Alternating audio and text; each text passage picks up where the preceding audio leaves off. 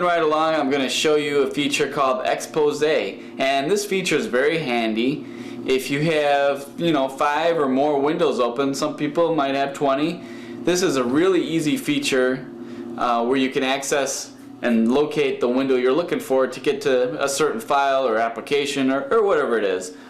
Basically, I have to see all windows. I have the shortcut programmed on my keyboard to be F9. So all I got to do is hit F9 and boom, you see all my windows here. Every window I have open, it shows it on. And of course, the more you have open, the smaller they're going to be. But when you kind of move your mouse around over them, it's going to kind of show you what these are.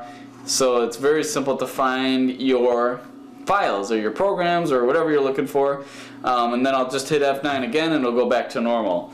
Now you can select this to be anything you want on your keyboard. You can be F1, F2. It's all about what's your preference, and pretty much you just go into this feature by selecting System Preferences, Keyboard and Mouse, and then I clicked over to where it says Keyboard Shortcuts, and this is how you can set up your keyboard to your liking.